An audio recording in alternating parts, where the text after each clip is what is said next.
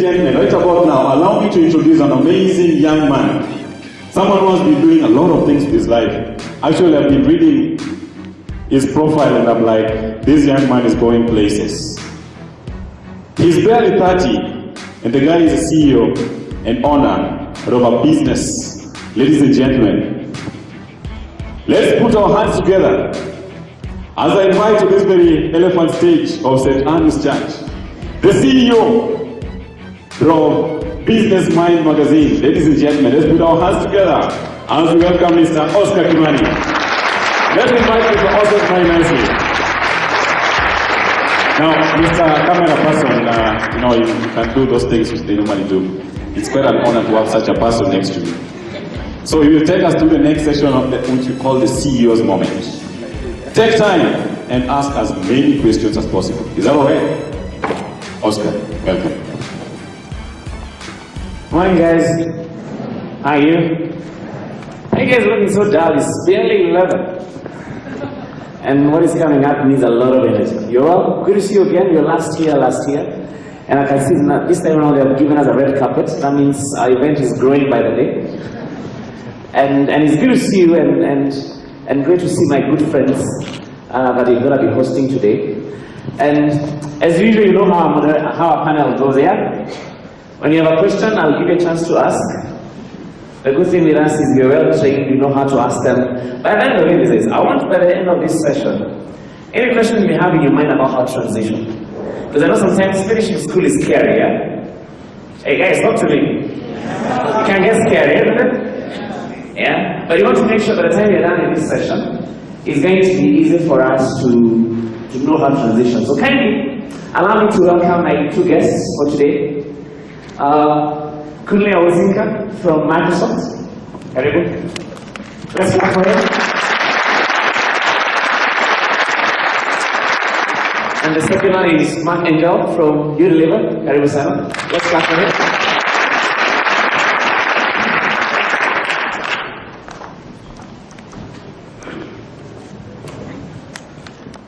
Are there guys who are outside Nairobi? In the last one, we had guys who come all the way from Nakuru. Here, let's clap for them.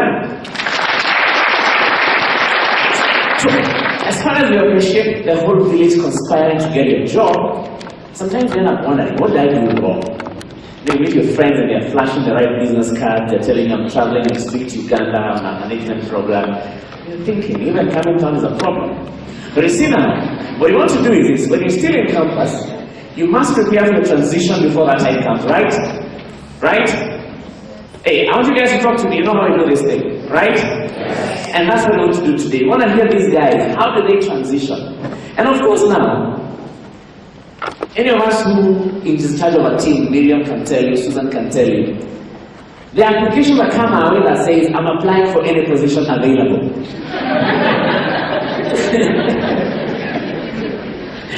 And you want to make sure that none of us is going to do what I call that kind of a personal brand or productivity suicide. Because now, by the time you're applying for any job available, I'm not even sure how productive you're going to be. Because, of course, if I give you any job available, you won't take it. But by the time somebody is saying they're applying for any job available, it means even this person's self-esteem is down, right? Are we together? And those are the things we want to make sure that as students who have gone through ATB for 4 years, of course, you know that globalization makes this world a flat place in terms of the same job you're going for, somebody who's studying in London, somebody studying in Ghana, somebody studying in South Africa is going for the same job. How do you make sure that ourselves as students, we are globally competitive? How do you make sure that you are locally relevant? Because sometimes you can be too competitive understand the world, but you can never apply anything locally. Is that right? So to do that, of course, we have our two fine gentlemen. We have Kunle from Microsoft, and we have Mark from Unilever. And we're going to go through this in a very simple way, and I want them to share their experiences. So I'll start by asking these guys. I know they're on campus. I want them to tell us about their campus those days. I don't know how long it was, they'll tell us. But I want to hear, how was campus those days? How do they prepare for the world? How do they prepare for transition? How do they apply for the first internship? And then from there, we'll see how our world right now, because of I'm sure by the time WhatsApp and Facebook was not there, how it applies to us right now and how you make sure these ones. So let me start with Mark. Let us just know about your campus experience. You're going to share the mic. And then we'll move to Colin. Yeah, thanks very much. I mean, I'm from the Netherlands, so I had my campus experience in the Netherlands probably well before any of you were born. In the days that there was no internet, there was no mobile phones. If you wanted to get a piece of research, you had to go to the library and order it, and 3 weeks later it would be sent to you. You know, it's a long time ago, but I think what has not changed is I studied applied physics, by the way, so I have a master in science in applied physics. And I think the main thing is, there are two things. When you were talking about CVs earlier, CV is really a foot in the door, and it's a very, let's say, inefficient mechanism because it's a white paper with a statement through it and a couple of words, and that's how you need to make your mark. And so I think that everybody is looking at, well, what are the extracurricular activities? Because any one of you is great in their studies, you work hard, you've got through the same stuff, and how do you distinguish yourself? But I think what is also important is that what you choose to do is what you like to do as well. Because doing stuff just because it looks good on your CV, to be honest, many people will look through it. Now my campus experience was, I was actually, I had because I did science, I graduated on something called X-ray diffraction, and I worked with a company called Philips. And when I graduated, they said, look, we just sold an X-ray diffraction machine to the Singaporean government. It was a real status thing for a government to have such a machine, but these guys had no clue what to do with it. So can you go to Singapore for a year and help them get applications from this thing and make income from the investment that they made? So, you know, I had a very strange experience that I hadn't even thought about what I wanted to do. And before I knew it, I was in Singapore working on behalf of Philips with the Singaporean government doing this stuff. But what I got there, and it's very often from the stuff that you then go into, is that I knew from that moment on that I didn't want to work in the Netherlands. So when I came back from Singapore, that whole international experience was for me a big driver to join a big international company. And so it narrowed my search in terms of where did I want to apply and where did I want to go. And in 23 years of working experience, I've had only 2 years of working in the Netherlands, and for the rest I've avoided it. So I think it's very important that the experience that you build also give yourself a view of where you go to. So are you implying that the first job has a little bit of how it structures the working life? Are you saying you went to Singapore?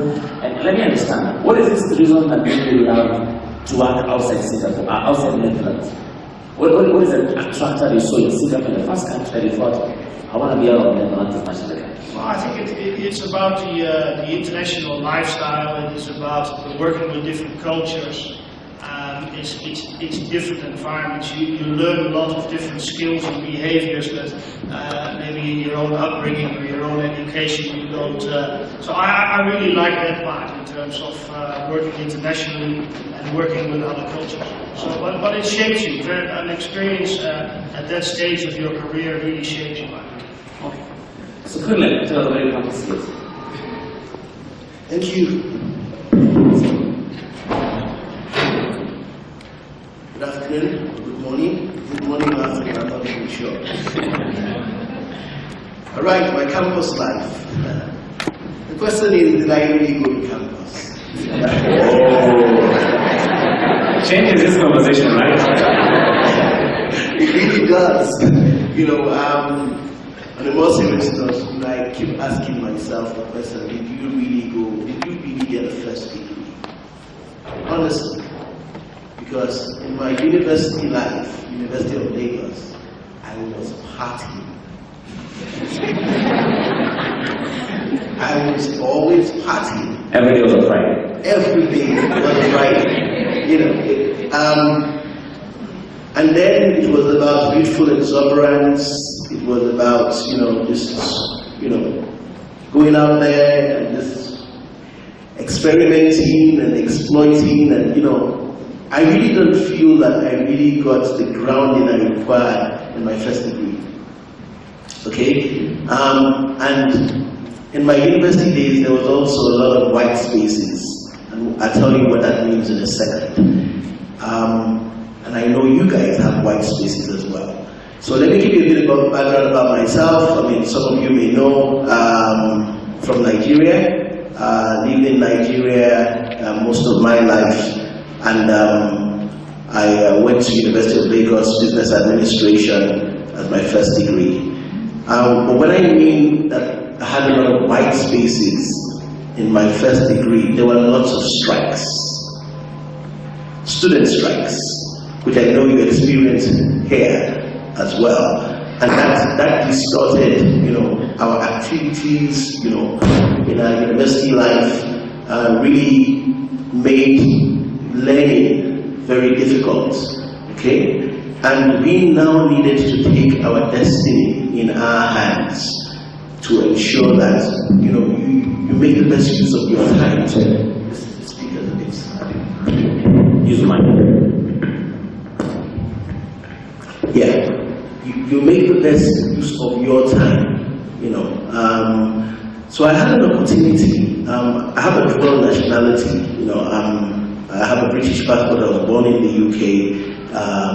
And my parents moved back when I was a lot younger, back to Nigeria. So most of my education was in Nigeria, but I have a UK passport and a Nigerian passport. So what happened for me, in my experience, was each time there was a strike or vacation and all, I would travel abroad, and basically try to find some work to do, find some stuff to, just raise money, to basically work, And I worked, I don't know, for some of you, you may not know, but I worked as what you call a kitchen porter in restaurants, where you're washing plates and you're cleaning the floor and all of that.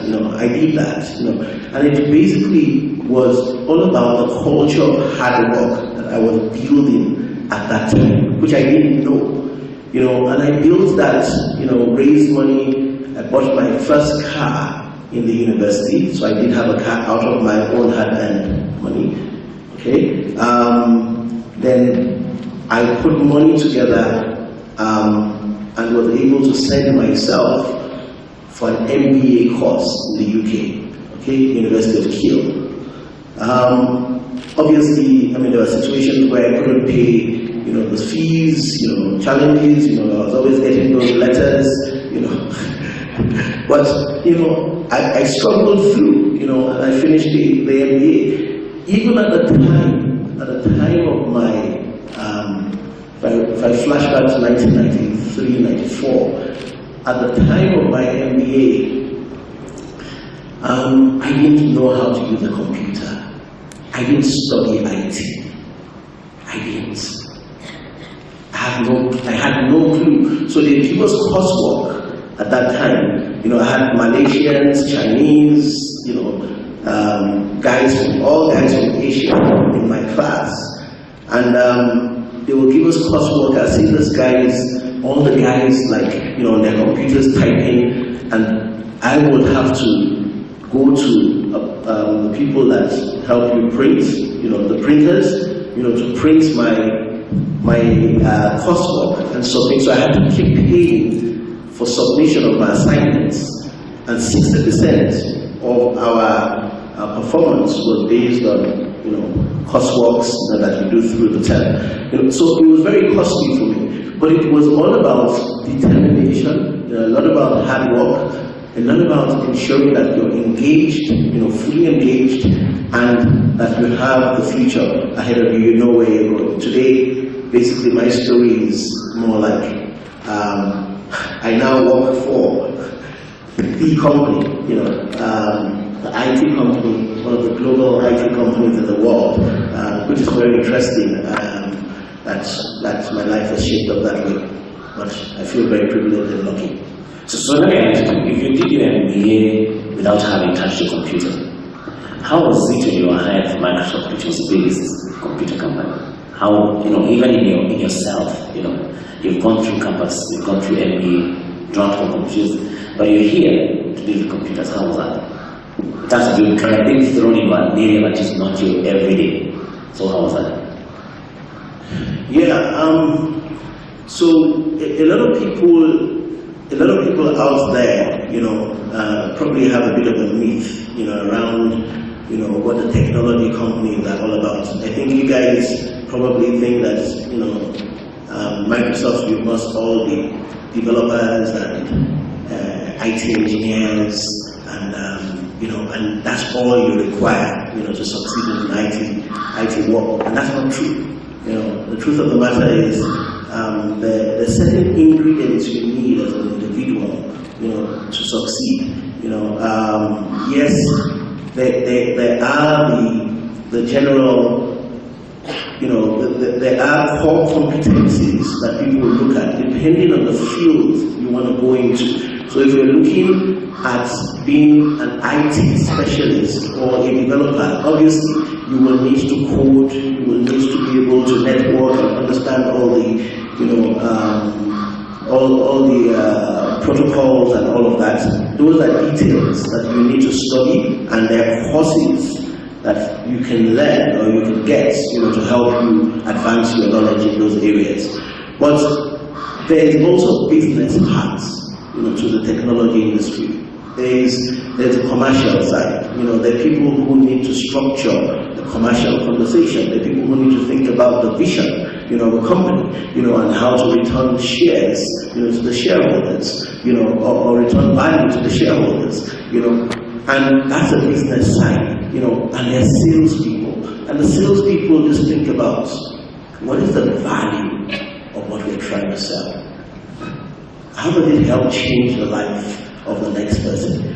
Okay? Those are things that I do, and I would say 95% of my team does, you know, today. In Kenya and in Africa, you know, people thinking about, yes, the codes are being developed, the products are being developed in the US or wherever it's being developed, but the product is packaged, but we now need to get it to the end users.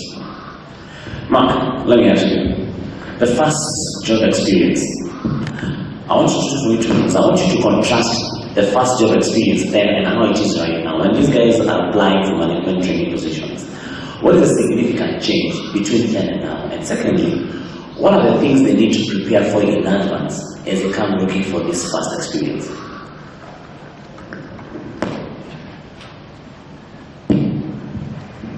Look, I think, of course, one of the things is you guys live in a world today, or we live in a world today where you can get much better prepared. And so in order, the level of preparedness that you have will really help you in terms of making the right choices for you. And I really underline what Oscar is saying, is that, you know, if you have an attitude, I apply to every job, you're very unlikely to be successful. I think you have to be very clear about what excites you, because you're unlikely to succeed if you don't get excited about where you're going. And so one of the things is, we've done a big study at Unilever, and what we found is that most talented graduates no longer get excited by a career creating shareholder value. You know, now let me just ask the room, who would raise your hand if you get excited by a career of creating shareholder value? Not many of you, right? So you want to join a company with a bigger purpose. You want to join a company with a bigger purpose that is actually very close to your own purpose. And I think a lot of the bigger companies, and Kunle was just talking about it, it's about, you know, if you look at Unilever, you could see us as a company who sells 50 bulk sachets of bouillon cubes and Royco and Blue Band and Lifebuoy, etc. But you can also look at it is by bringing clean water, by bringing nutrition, by bringing personal hygiene and health to 8 million homes in Kenya, you're actually changing lives.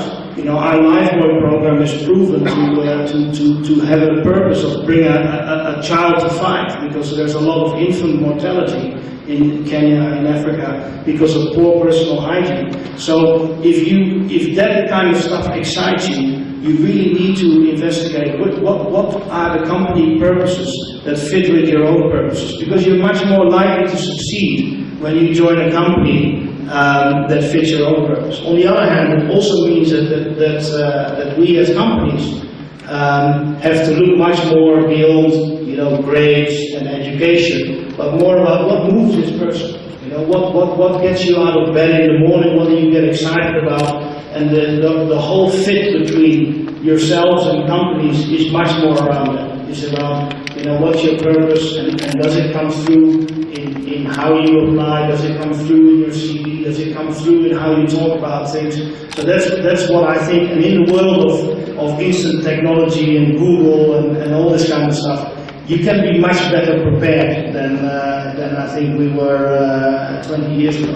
20 years ago. That's fine. So let me ask you, I want to understand about transitions when you start working. You know, in 1990 you became Greenbank, in 1993 you went to Shell in the Netherlands, and in 1995 you were back to Unilever. I want to understand, how are your first transition, you know, the second job, and secondly, what is it that made you go and then still come back to Unilever? Because sometimes you're faced by the same circumstance, you applied here, you started working, 1 year down the line, guys, you applied before coming, and 2 years down the line, the guys who are really fast come for you here. So, how was your experience? Well, now these guys can learn how to manage their first 3 to 5 years of work experience. So when I got back from Singapore, knowing that I wanted an international career, I applied for 3 companies: Philips, the electronics company that brought me to Singapore, Unilever, and Shell, because those were the 3 most international companies in Holland. And I chose for Unilever. And I worked there for 3 years in my first job, nothing to do with science and physics. I was an engineer, and then ran a factory making tomato sauce, so very far away from all the quantum physics, etc. But I always had this thing about wanting to go abroad. And you know, when you're, one of the things that you will see when you get up to the corporate ladder is how you manage the whole politics.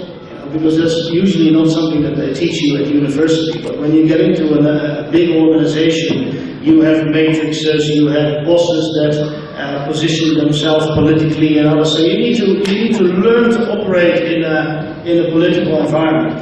But I always said I want to go abroad. And when Unilever after 3 years came with another job in the Netherlands, I said, look, every year I've been saying I want to go abroad for 3 years. Why are you not sending me abroad? And so then I got very restless, and I had a boss who didn't particularly help me, and I didn't know how to go around him. And so then basically I thought, well, I still had that job offer from 3 years ago from Shell, and I moved to Shell. So basically I said, fine, you know, they offered me a job in the UK, in the offshore industry, up in Scotland, and I basically took it. But one of the things, because then 2 years later I moved back to Unilever, and I think that's what you're referring to. And one of the things that I had learned in those 2 years was an incredibly learningful experience in Shell. It was a very professional company at the time, still is, lots of processes, but it wasn't fast. You know, fast-moving consumer goods is basically, everything is fast. Because if you don't launch something today, your competitor will beat you tomorrow. And so everything is fast, and it doesn't have to be 100% right as long as it's fast. You go 80%, then you go. And in Shell, it's very high capital intensity, very high risk. So any change proposal has 17 signatures, it takes 2 years to study, etc., etc. And I really learned how important the fit of company culture is with your own values. And so basically, I learned a lot, but I didn't really enjoy it. I have to be very fair. So then, basically, almost by coincidence, I sat on the plane back home to Holland, and I sat next to the guy at Unilever who took my exit interview at the time, and we got talking, and he said, well, why don't you come back? Why don't you come back to Unilever? And 3 months later, I was back in Unilever, and I've never left. So I think this is the point about company culture versus your own fit. So it seems there's a lot of fun in Unilever, right? So that, to keep him for that long. Okay. Kunle was laughing when you were talking. I believe he was hearing something that he experienced in his first year of work. Tell us about your first 3 to 5 years of experience. Yeah. You know, if I flash back, you know, to my early days in my career, I initially worked for ExxonMobil, you know, which was a large oil company in Nigeria, you know, and you know, just worked more in a support role at that time, you know, just more related to sales, downstream sales, and all of that, you know, and I didn't enjoy it at all because we always had to close at 4 o'clock. There was a bus waiting for us outside, you know, after work. You know, they take you at 12 o'clock, you go for lunch, you know, the table was like it was, you know, but it did not challenge me, you know. I felt that I was just giving stuff, you know. 12 o'clock, you have lunch at 12:30, you know, you go home at 4, you know, everything was preset. It did not challenge me, it did not inspire me. A year after, this IT thing, whatever you call it, I decided I was going to go for it. I told you earlier, I had no IT background at all. There was a local IT startup company called Solix Technologies that started off in Nigeria, I think in 1998.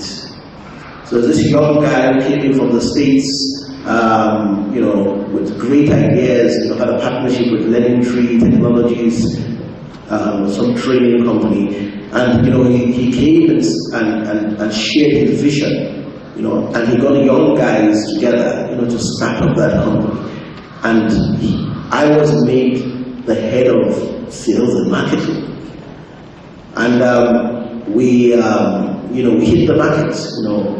Door-to-door, website design, started talking about it, started talking about training, IT training, you know, and I started learning about the IT business, you know. I would go and research, I would find information and all that, you know.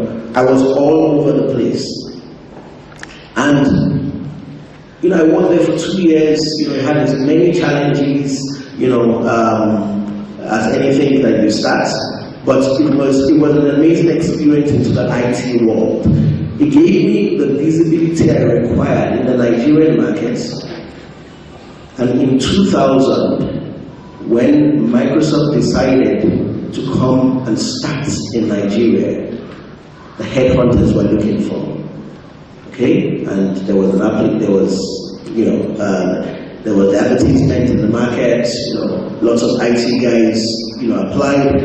Obviously, I applied, and you know, I can't tell you how many people applied for that role or for that job. But within that period, I think close to, I mean, it was in the papers, maybe 15,000 people applied.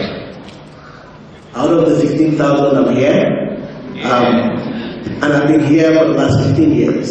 Okay, my career has been just very interesting. You know, from startup in Nigeria, I would look at Microsoft as a startup in Nigeria at that time, because I was the first 2 employees that was hired then in 2000. I moved on, I worked in that market for about 3 years. I moved into Kenya to run the telecommunications sector, you know, for Microsoft for West East Central Africa. Then I moved into what you call the enterprise business. I did that in this region for about 15 countries. Then after that, I moved back to Nigeria. I did a similar role in West Africa for about 4 years. And I came back here 2 years ago. So it's been a roller coaster. But one of the things that I want to say is, in all of this, there are 2 things you should think about. One, how do you build your competency? That's the first thing. And the second thing is, what core values do you have? What core values do you have? And I can list a couple, you know, for you, you know, in terms of what you should think about as you go through this transition. You know, around the core values, you know, integrity and honesty has to be number 1. It's top on the list. You know, you can't buy it. You can't, there's no shortcuts. See, openness and respect for others is another one that you need to think about very critically. It will take you places.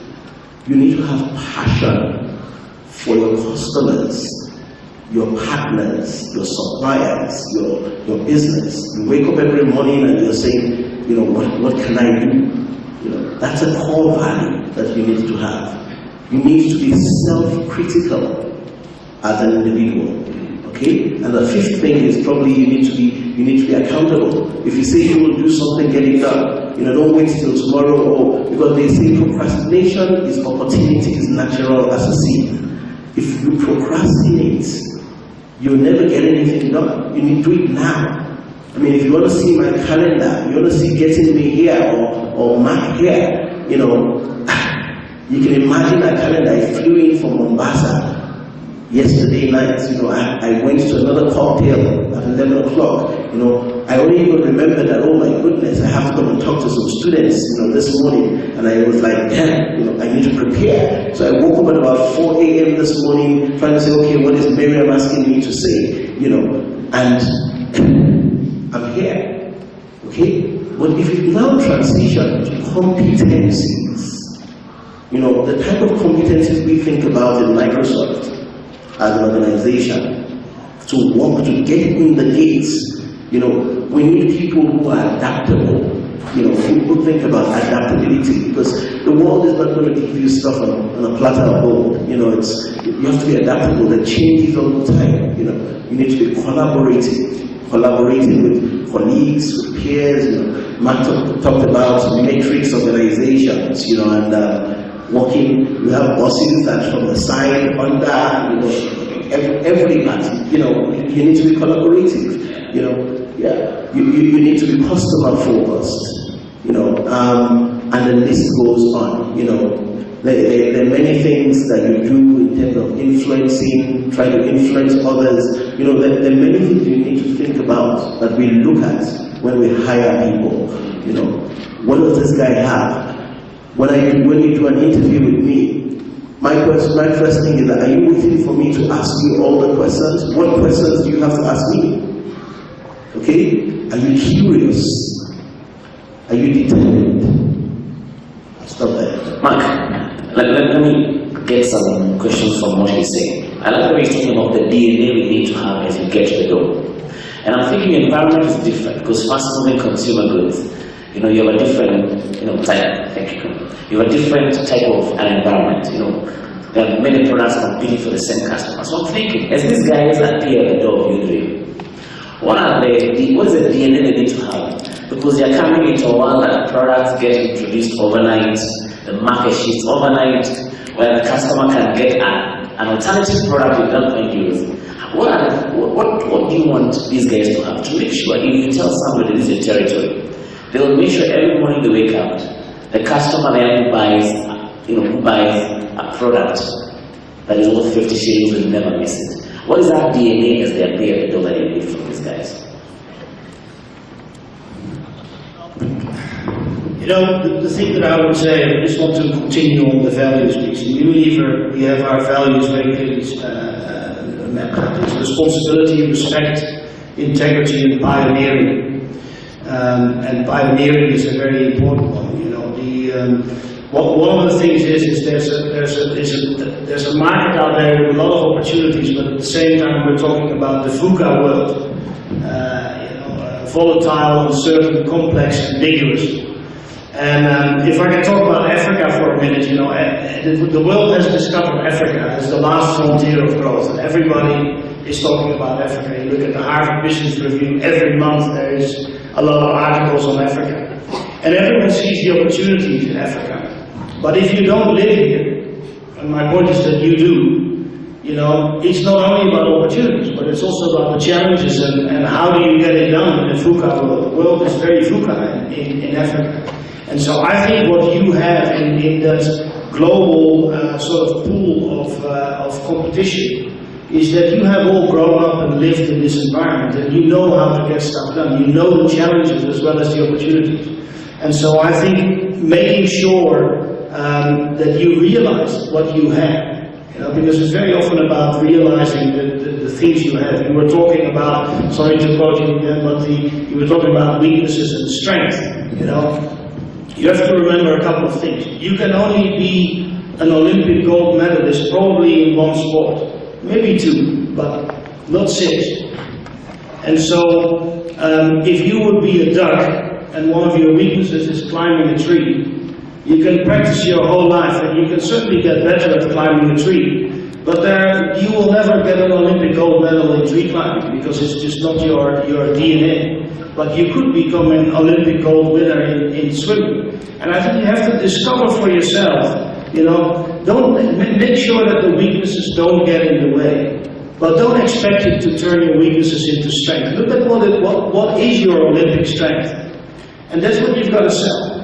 You know, so fine, we all have weaknesses, but think about what is your strength. What is your fundamental strength? What makes you different from the person next to you? And I think that's what you've got to sell. Because as good as saying, competencies you will build over time. You know, that's not when you interview, you know, we all know that there is no work experience, and this will come. But I think what we're looking at is there a fit for the values? And what does this guy or girl have that the next one doesn't have in terms of strength? And I think you can do a lot in terms of making sure that you're self-aware of it and that you then make your counterparts aware of it. So I would say maybe that is A, what's in your DNA, but B, how do you sell your DNA best when you come through the door for an interview or start working, etc. Don't be too worried about your weaknesses or your shortcomings. Focus on your strengths and make them even more Olympic. That's what I would say. Let me ask you a second question based on something that Kuli said. He said, when somebody comes for an interview, you want a person to have a question you can ask him.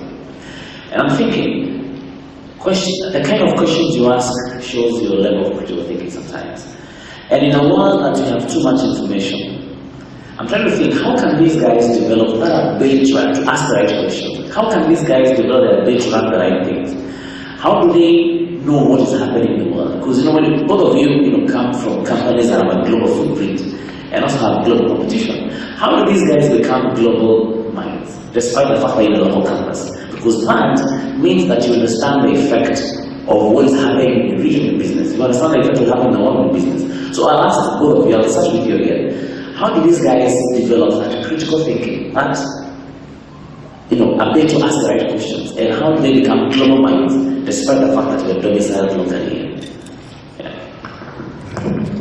I mean, I'm very biased, so I would say get an assignment abroad. I think there is nothing better than Susan, our global head of affairs, who is Kenyan, who works here in Kenya. She's worked in Singapore, she's worked in Belgium for international companies, and I think so. Getting an international assignment is one thing, but on the other hand, the world is so connected that if you want to know what's going on in the rest of the world, you can. I think it's more the realization around that, let's say that we live in Kenya, but there is a bigger world out there that exists, so making sure that you're on top of world affairs. And with technology today, you don't have to search for the news, it comes to you. Your challenge is how to filter it, because there is too much information coming to you every single day, and it's how you basically filter it in terms of making sure you're keeping up to date. But I think, in Unity, for instance, we have about 10 expatriates into Kenya and about 8 expatriates Kenyans abroad. And we really try to balance that we say we have as many people abroad as we bring in. So we bring in people with certain skills that perhaps we don't have. In Unity, for instance, the supermarkets are a very rapid developing chain. It's not the mom and pop shop that are growing, it's the Nakumats and the Tuskys, etc. And so for us it's very important that we bring in skills for supermarkets in sales that we find in North America or Europe, where this happened 30 years ago. At the same time, we're always making sure that we have the most talented of our people. And it's very hard because we're a large company, but we don't have thousands of managers. And so it's very hard to send your best Kenyans abroad for 3 years, because it means you don't have them today. But we have a very, very clear policy of saying we have as many expatriates in as we have out, so that when the people who've been out come back, they'll bring a different perspective. They'll see. So I fundamentally believe that this is a very important part of building a more global mindset. What is your view on this? Yeah, I mean, my view is, I don't know whether you become a global mind automatically. Okay, I think it's more around, building a particular culture as an individual. I like what HSBC says. I see a slogan. You need to think globally but act locally. Okay. Because you can only control what is within your own sphere of control, right? So there are lots of information, as Mark said. The internet is an equalizer. You have the same information that guy in the US has. No difference. As long as right here, right now, as long as you're here and you have access to the internet, you have the same information that the next person has. The question is, what do you do with it? There are lots of research that you need to do when you're going for an interview.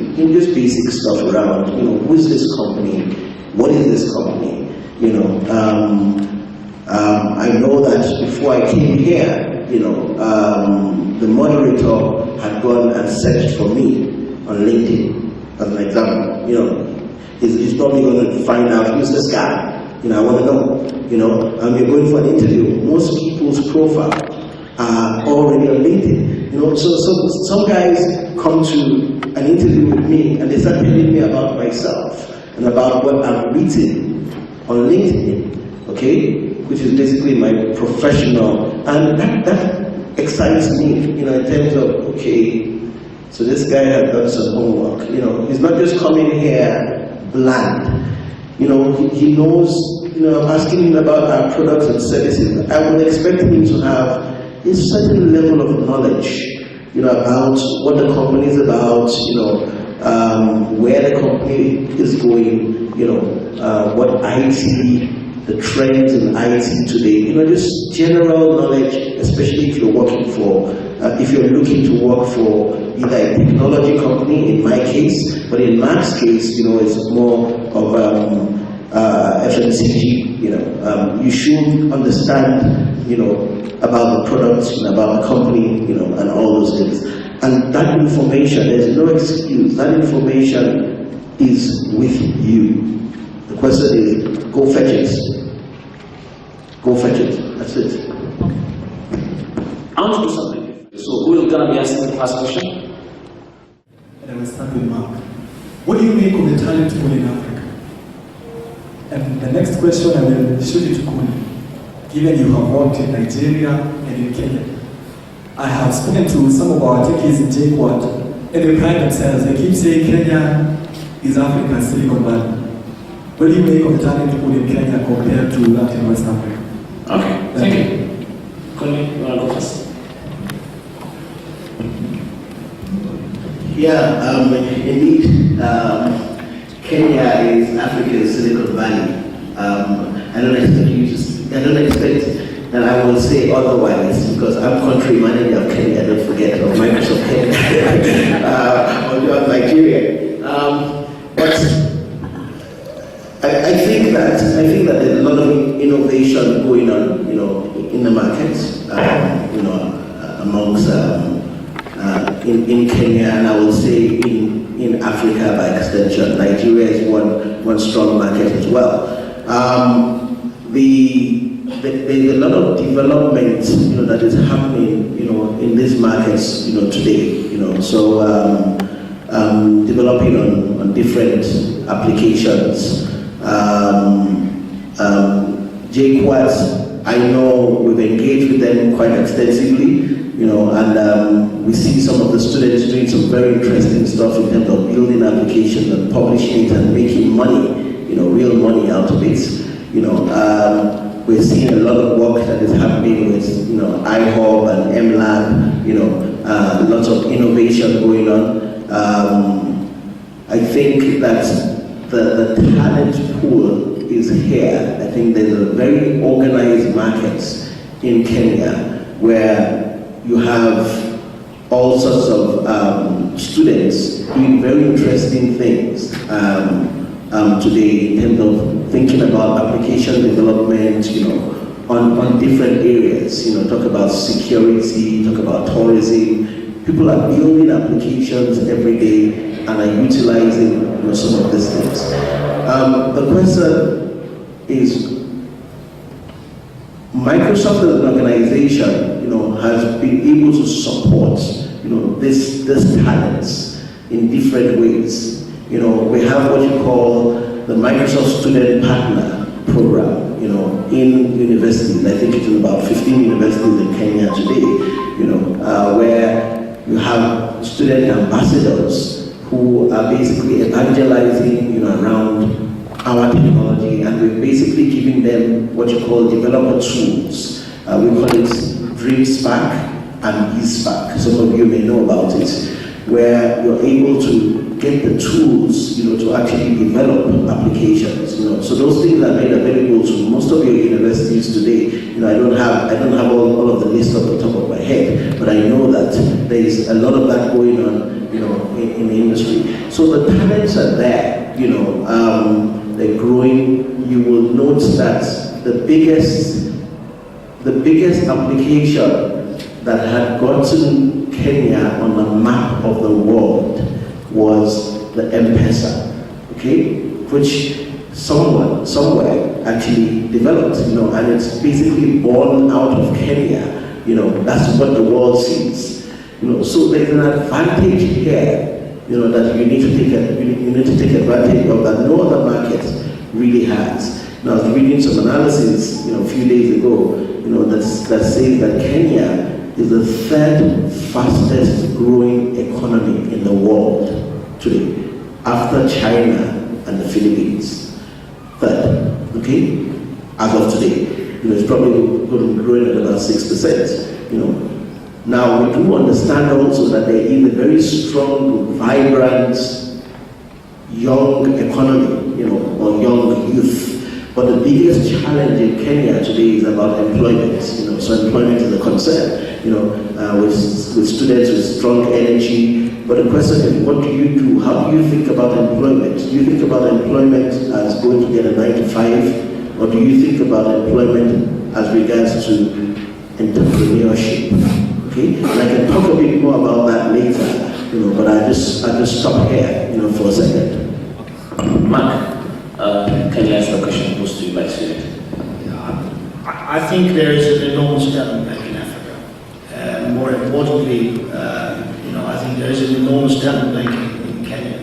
We run a program in Unilever called the Unilever Future Leaders Program, the UFLP. I think there is also a desk here in which for East Africa and Southern Africa we recruit between 11 and 20 graduates a year. And the quality is very, very high. The quality would, in my view, be probably higher than when you take a set of candidates anywhere in the world. I think if I may be very honest and give you a foreigner's perspective, what makes it very hard to select the right talent is that all of you guys interview incredibly well. There is a real skill in Kenyans, in my opinion, to interview well. You're extremely articulate, you're extremely eloquent, and so therefore it makes it harder for companies like ours to really understand, let's say, who has the talent and who hasn't. But I think the schooling is very good. So the education is incredibly good. The articulation, which means that it's very important to articulate a vision, because that's how people follow you. So there is a lot of raw material to work with. If I can put one critical note, if I look at East Africa versus West Africa, and we very much see that, in West Africa, it's very much about channeling the energy of the people. Everybody has energy. In Kenya, it's how do you unleash that energy. That's very much a challenge for us. So, if you put in the office some music on the radio, in our Nigerian office, within 5 minutes, everybody will be dancing and shouting. So, if you do that in Kenya, everybody will look very disturbed and say, well, what the hell is this radio doing in this office? Get it out of there. And so I think, again, if you want to distinguish yourself, we're looking for passion, we're looking for energy, we're looking for the sparkle in people's eyes in wanting to make a difference in consumers' lives and customers' lives. I think that is the big differentiator. But I think, in my view, Africa is always known for its raw materials or the commodities or the gold, the silver, the diamonds. But I think Africa will in 10 years' time also be much more recognizable for the supply of worldwide talent, in my opinion. Thank you, Mark. Next question, who has a question I'll ask? Lift your hand and stand. Okay, stand. And give him the mic. Where's the mic? As I say, give your name, where you're schooling, what you're doing, and then straight to the question. Good morning. Morning. My name is Eric. I'm a final year student at Civil Engineering, Technical University of Kenya. Okay. My question is, considering I'm trained in technical knowledge, how do I make a transition to a business environment or a setting without compromising on my technical knowledge? Okay, thank you. Mark, he's asking, he's training in construction, but you want to transition to a business area. So I think I would first of all pose that to you because you started out to that, your training also is technical, and then you'll see what you can get from Kunle. Because I'm sure Kunle, you don't just take only technical students. There's some guys you find from diverse fields. So how do the guys who are trained in technical areas, if they want to transition to business areas, how do they reach? Can go first, Mark, then can go Kunle. When I started, I had graduated in material science and digital electronics, and I went to work in a smoke sausages factory as an engineer. So I think one of the things is you have to see your education as an entry ticket. It proves that you have the ability to think in a certain way, to basically do the lateral thinking, etc., etc. But I think the whole point about entering in business is what competencies are you adding through your experience? What competencies are you building? And so I wouldn't be too worried whether you study law or economics or let's say do a technical study on construction. Yeah, it could be that your first job has more relation to what you've studied. But what you will find, you'll find your way. You'll find your way in corporate. If you join a corporate, you'll find your way. You see around in the corporate and you see, do you like marketing, do you like sales, do you like HR, do you like IT or research and development, production, planning, you'll find your way. And because you will have an interest, you will have to an extent also a lot of opportunity to steer your career. So don't worry too much about what your start point is. Think about what are you passionate about, what are your values, what do you want to do, because that's where you're most likely to excel in. And as companies, we don't really label too much. Yeah, okay, if we're looking for a lawyer, we probably hire somebody who studied law, because that is a specialism that somebody with a construction background probably doesn't make a good lawyer. But how many lawyers do we have in the company? We don't have many. So most jobs are not so much linked to your background. It's the fact that you have that background and that you did well, and that you excel in it, that will qualify you for a career in a large corporate. Thank you, Mark. So, Kunle, what is your take on technical students getting into business and technology? A completely different area, and how do they, when you get there, how do they transition their mind? But there's a quote that some people who do construction, that every solution to every problem is a hammer. So how do you make sure that guy does not come to Microsoft with a hammer? It's a very interesting question, and I just want to segue into, what Mark has said. I think, really understanding your strength is important. So that's strength finder. Being able to excel in what you are doing, being able to, as a technical guy, you're doing that work and you're excelling there. And in a corporate like ours, as you said, you really find your way. I sit with people who are technical and are very technical, and then the question that they ask me often is, so how do I transition to the business? How can I be more of a business-related person. And I think that is actually easier because I see that most people who, like in my space, who are technically inclined, and move to the business, have a better grounding of what we're trying to communicate, especially when they move to the business. They understand the bits and bytes, okay, of the technology, and what they're now learning is more around the value of how to communicate that message, okay? So there are things like, learning business modeling or learning how to use Excel, or understanding, a P&L, a profit and loss.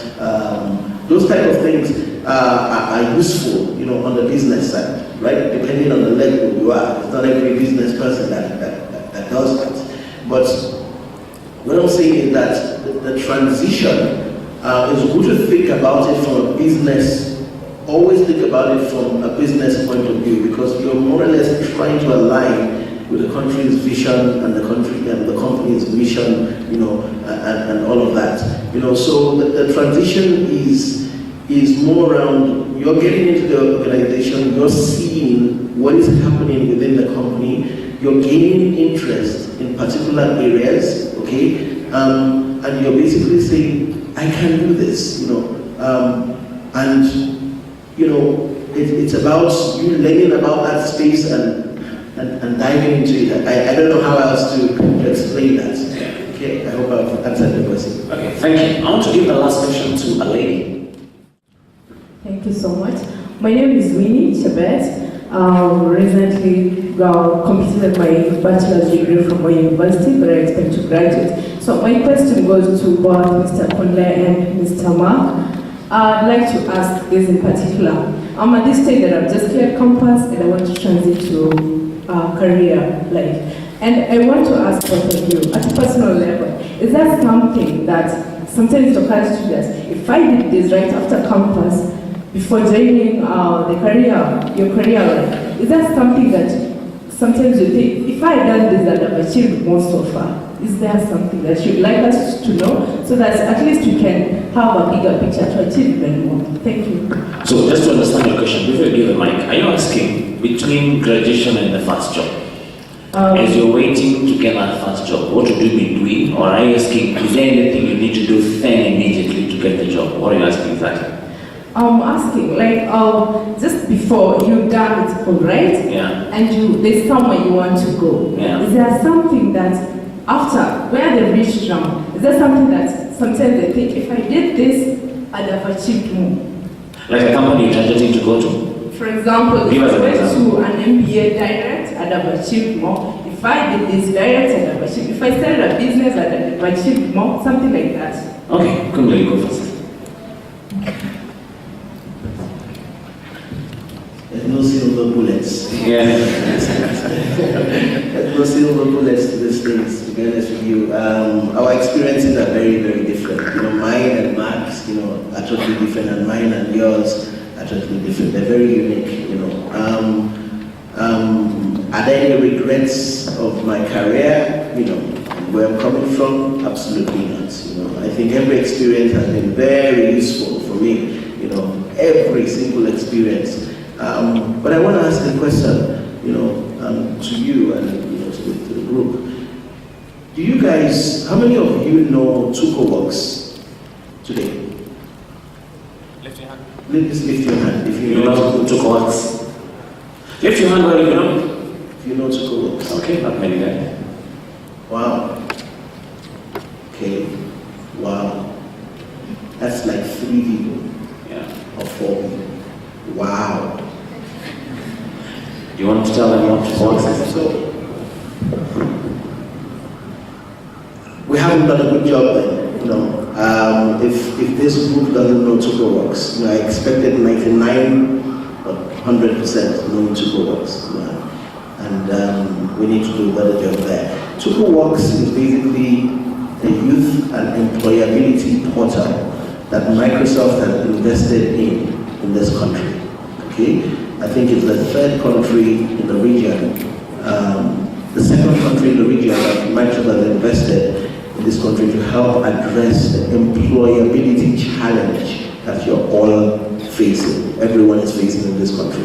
It was an 18-month investment where we spent a lot of money at the company, cloud-based service, where people are able to go in and search for information, get information around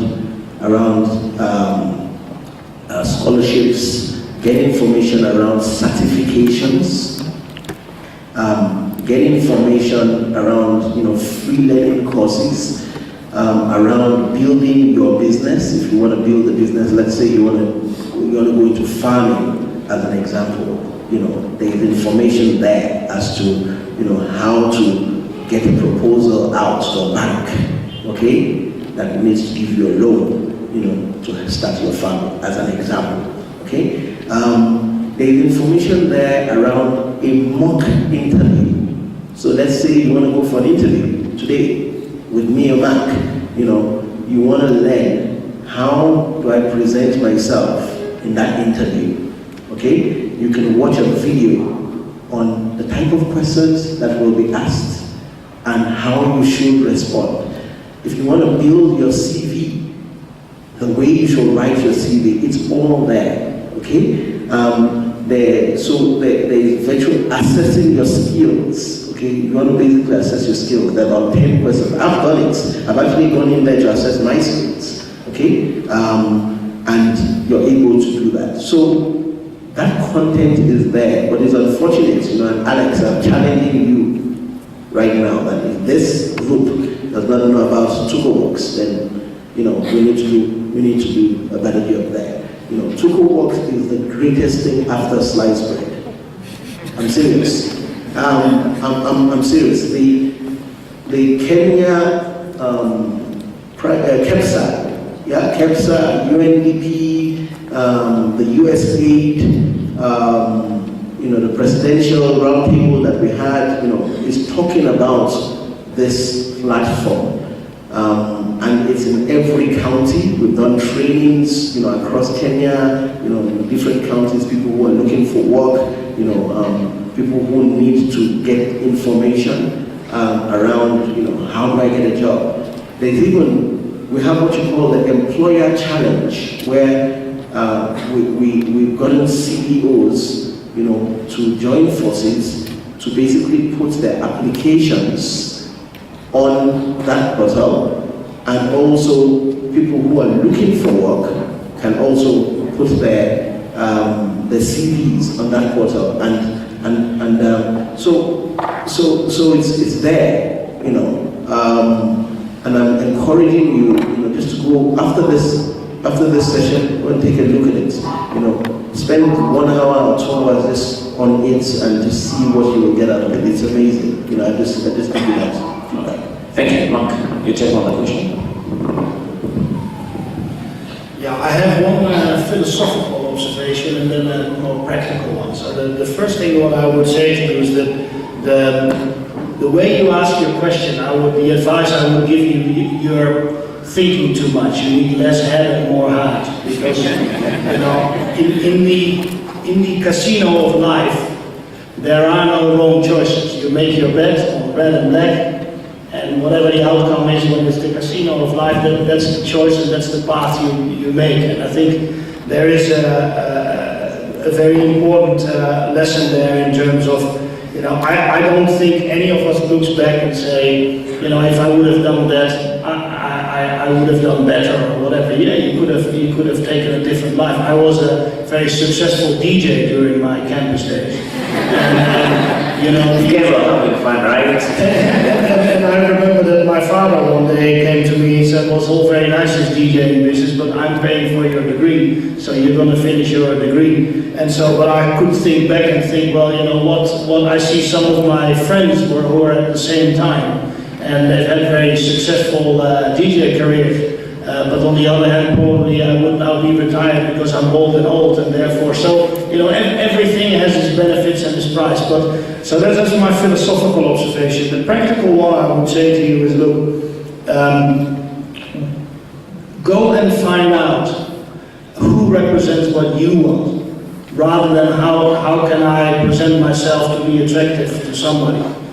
Because I think this is now a very important, if you're like me, if you get excited about, changing people's lives, making sustainable living commonplace, getting people to look good and feel good and get more out of life, doing good for others as well, and you want to do it in a corporate, then a company like Unilever may be great for you, but you can also decide to join an NGO who does the same thing. So what I would say to you is don't worry too much, then think about who fits you rather than how do I make myself fit to somebody or to as many people as possible.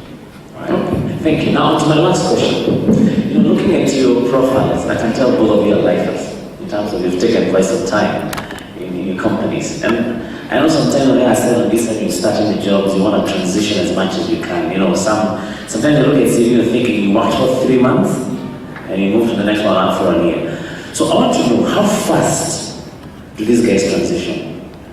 How long enough is it that they should at least stay in the job to make sure they're planted? And on the other side, how do they balance the ambition to grow with the reality of learning to make sure that also whatever they have gone through, they just been under salary, but they can say that they've made an impact. So that will be my last question for now. So let me start with Mark and I'll finish it.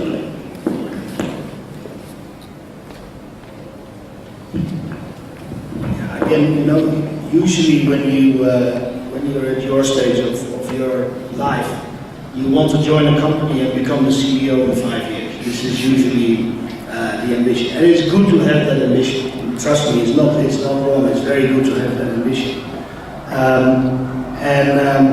I think that there is not a real formula. What I would say is that whatever job you take, first look at the mix between what do you learn from the job, what are the trainings, the formal trainings that you can leverage in that job, and the last 10% is what are the relationships that you can build in that job that help you learn. So if you have that 70-20-10 mix of on-the-job learning, formal trainings and relationships, and as long as you have that, don't worry too much if you don't get promoted after 9 months. Because the whole thing is around driving the learning and getting the learning and realizing that the learning doesn't only come from formal training or only from the job, etc. So I don't think there's a fixed formula. But what I would say to you, if you feel that balance is off, that the company is not giving you the training courses, that you're not building the relationships and the mentorships that you need to grow, or that the job, you've basically grown out of the job, then it's time to ring the bell. And from my own experience, don't quit too soon. Make sure that if your boss says, but you're not ready, you need to do, see if you can go around that boss and talk to human resources or talk to a mentor or whatever. Because what I did is I got bored after 3 years and I left. And I went to another company only to realize that I didn't really like that other company, and then I came back.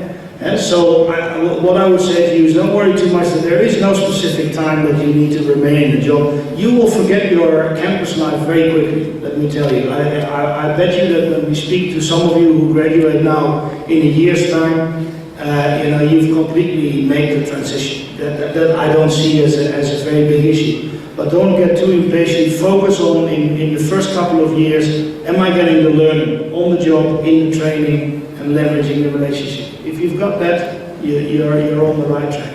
Okay, thank you. Kunle. Yeah, I think I just lean on what Mark has said.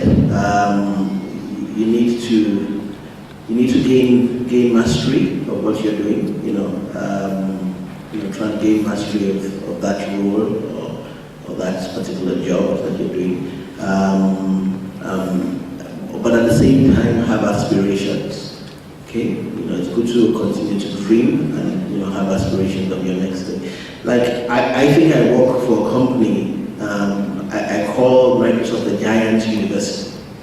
Okay, where it's basically the different departments, the different groups, different segments that allows you to grow, within that organization. So for someone like me, my experience has been, why move to to another company, but when this company is actually challenging, my thinking and is helping me grow, and I can also see the career opportunities, within the organization, so, I'm not stopping here as a GM of Microsoft Kenya, but I'm looking, ahead even within the organization, to see how I can grow, on taking this role, I recall my boss was saying to me, Kunle,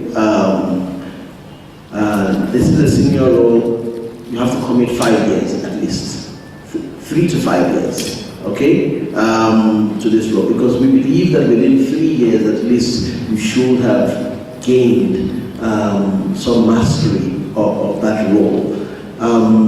Now, I think, as Mark said, it's really around, having passion for what you do, ensuring that when you wake up in the morning, you still want to go to that job, and it's still challenging you, you're still excited about it, you have energy and all of those things. Then that keeps you within that organization.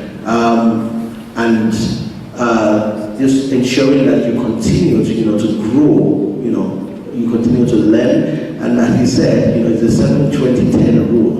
70% of that time is on-the-job learning. On-the-job learning.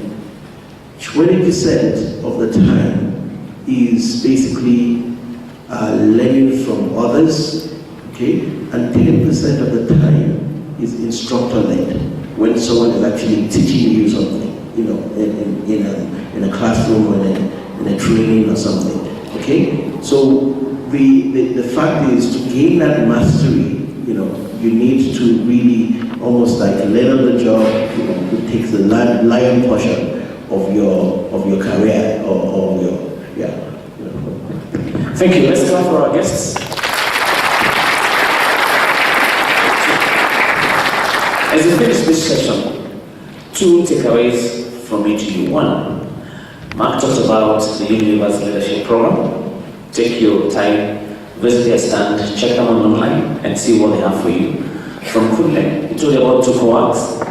By the time you're preparing for that interview or playing that application, make sure you visit 2 co-works and you've seen what they have for you, and you prepare yourself. And of course, we usually say preparation is the job half done, isn't it? Right? So by the time you're finishing these sessions, by the time you're done in campus, we'll make sure you're ready. So from me, that is the end of today's session, and I look forward to hosting you again and all the best in your career lives ahead. Thank you. Thank you so much.